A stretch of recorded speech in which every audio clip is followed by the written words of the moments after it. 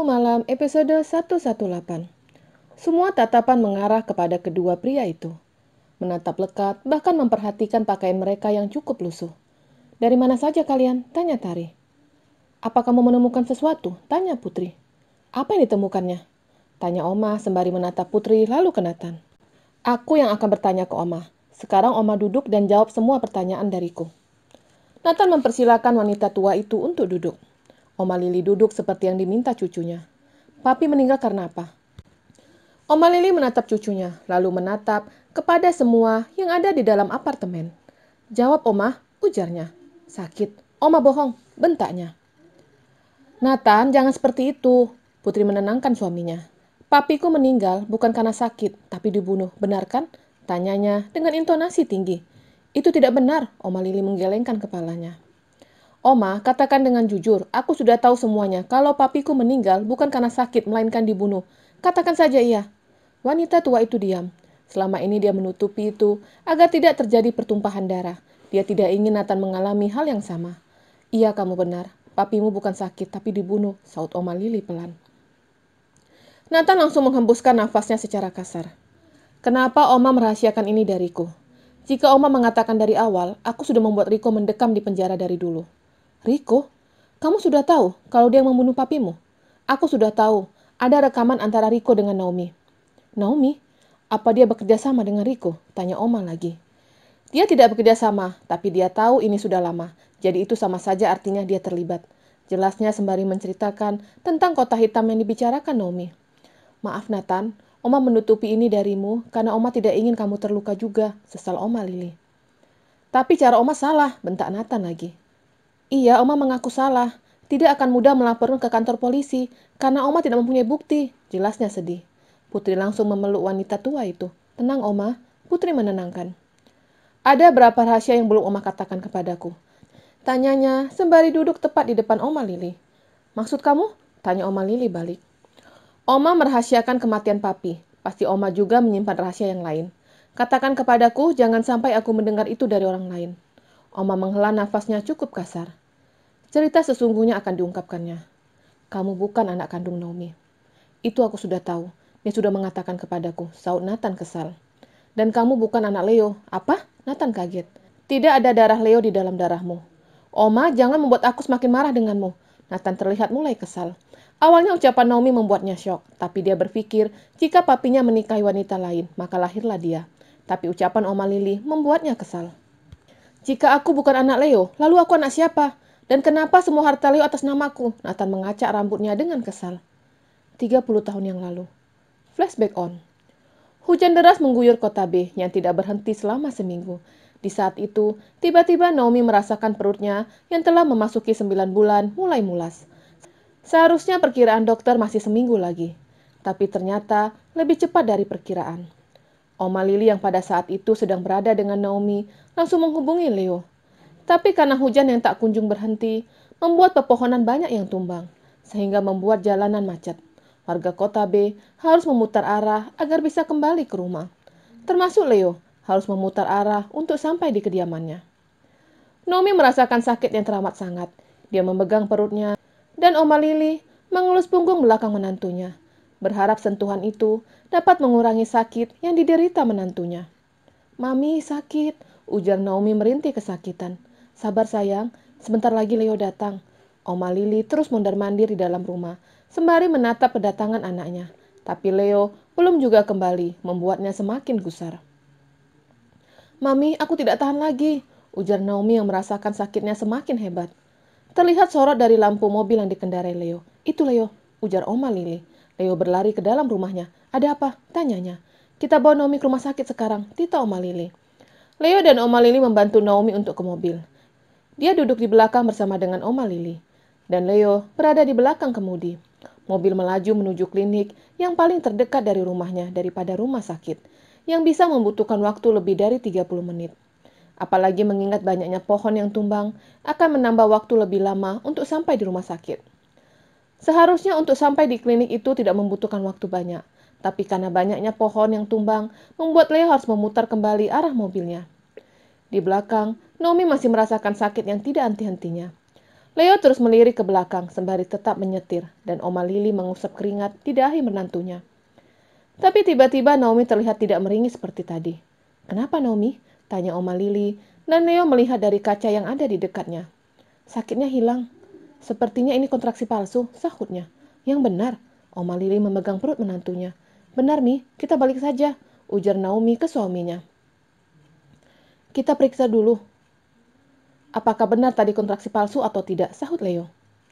Naomi setuju dengan ide suaminya untuk melakukan pemeriksaan terlebih dahulu. Mobil sampai di depan rumah sakit yang tidak terlalu besar. Perawat dengan sigap membantu memapah Naomi untuk masuk ke dalam ruang IGD. Naomi dibaringkan di atas tempat tidur yang ada di IGD. Sedangkan Leo mengatakan yang terjadi kepada dokter jaga. Sebentar, dokter IGD menghubungi seseorang, kemudian menutup panggilan itu. "Kebetulan ada dokter kandungan malam ini. Nanti beliau akan datang ke sini," ujar dokter jaga. Leo menganggukkan kepalanya dan kembali menghampiri istrinya yang sedang terbaring lemas. Karena tadi merasakan sakit yang hebat, membuat badannya sangat lemas.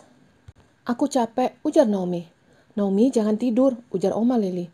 "Biarkan saja, dia sudah kelelahan tadi. Biarkan dia beristirahat," timpal Leo. "Leo, kalau wanita mau melahirkan itu tidak boleh tidur, kecuali operasi. Itu pun harus dibius dulu." "Mulasnya sudah hilang. Mungkin benar yang dikatakan Naomi, kalau tadi hanya kontraksi palsu," sahutnya dan melihat istrinya telah tertidur. Terdengar suara nafas yang beraturan. Tidak berapa lama dokter kandungan datang. "Ibunya kenapa?" tanya dokter kandungan. "Tadi istri saya mengalami namanya mulas hebat. Tapi ketika dalam perjalanan ke sini, rasa mulasnya hilang. Apa mungkin tadi kontraksi palsu?" tanya Leo. "Kita periksa dulu ya," ujar dokter sembari mulai menggerakkan alat di perut Naomi. "Kalau kata dokter kandungannya, dia seharusnya melahirkan masih minggu depan," ujar Leo lagi. Dokter masih terlihat fokus dengan alat yang ada di depannya, menatap dengan lekat. "Sus, ambilkan alat untuk mendeteksi jantung," ujar dokter. Perawat menyerahkan alat berwarna biru kecil, lalu kembali meletakkan gel ke perut Naomi. Alat itu kembali digerakkan ke perut Naomi. "Maaf, Pak, bayi Bapak dan Ibu sudah meninggal," ujar dokter. "Apa?"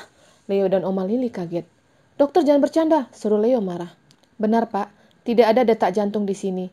Begitupun dengan di layar. Sepertinya meninggalnya ketika dalam perjalanan mau ke sini," ujar dokter. "Tidak, dokter bohong," Leo menangis. "Katakan jantungnya masih berdetak."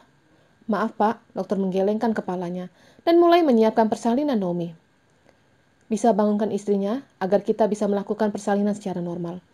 Leo menggelengkan kepalanya. Jika Naomi dibangunkan dan ketika mengejan tidak ada tangisan anaknya, pastinya akan membuatnya bingung. "Dok, silakan operasi istri saya," titahnya. Oma Lili dan dokter menatap Leo. "Leo, kenapa harus operasi? Lebih baik melahirkan secara normal," bisik Oma Lili. "Bagaimana jika dia tahu kalau anak yang dikandungnya sudah meninggal? Aku tidak sanggup mengatakannya, Mi. Apalagi tidak ada tangisan. Pastinya akan membuatnya semakin sedih. Itu sama saja ketika dia sadar dan tahu kalau anaknya sudah meninggal. Bagaimana cara kamu menjelaskan kepadanya?" Leo diam, yang dikatakan maminya benar. Ketika sadar, Naomi akan tahu jika anak yang dikandungnya telah meninggal. "Bagaimana, Pak?" tanya dokter lagi. Leo tidak bisa berpikir dengan jernih. Dia melihat istrinya masih tertidur dengan pulas. Tiba-tiba security datang dengan membawa sesuatu. "Dokter, ada bayi yang ditinggal di depan," ujar security.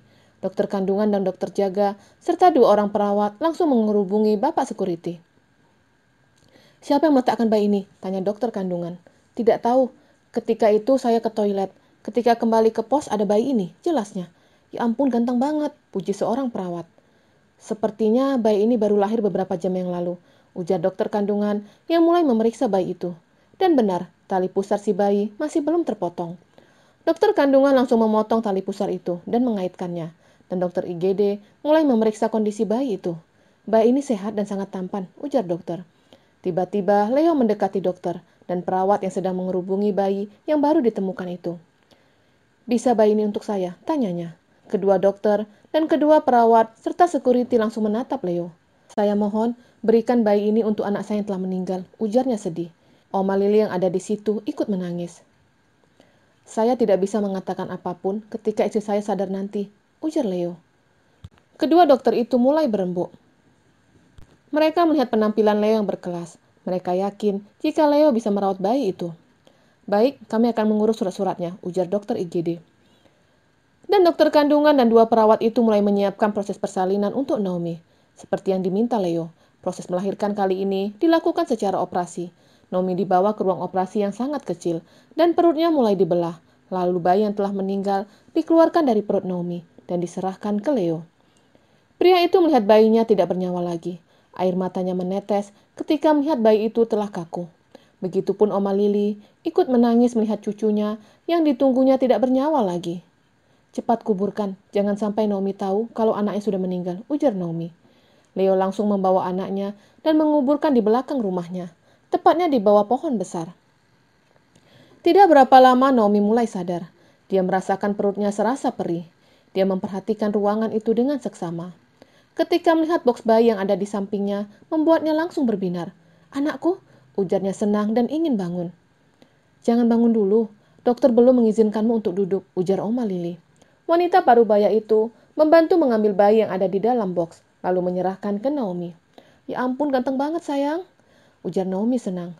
Oma Lili hanya tersenyum, tapi batinnya menangis, karena bayi yang ada di dekapan Naomi tidak memiliki darah Alexander dan Leonard. Naomi melihat gelang yang ada di pergelangan tangan bayi itu. "Apa ini dari Leo?" tanya Naomi. Oma Lili melihat gelang giok yang ada di pergelangan tangan bayi itu. Dia baru tahu jika ada barang peninggalan ibu yang melahirkan si bayi, yaitu berupa gelang. "Apa ini dari Leo?" tanya Naomi lagi. Iya," saut Oma Lili gugup. Tidak berapa lama pintu ruangan terbuka. Terlihat Leo dengan penampilan yang kusut, dan celananya ada banyak bercak lumpur. "Leo, apa yang terjadi?" tanya Naomi sembari memperhatikan penampilan suaminya. Aku," Leo gugup. "Leo baru saja menguburkan Ari-Ari di rumah," timpal Oma Lili. Naomi menganggukkan kepalanya. "Gelang darimu bagus," ujar Naomi sembari mencium punggung anak bayi itu. Leo segera mendekat. Dia tidak mengerti apa yang dikatakan istrinya. "Kamu sudah memesan ini jauh hari," ujar Naomi. "Nathan," bacanya pada bandulan yang ada di gelang giok. "Apa nama anak kita Nathan?" Iya," sahut Leo. Bersambung.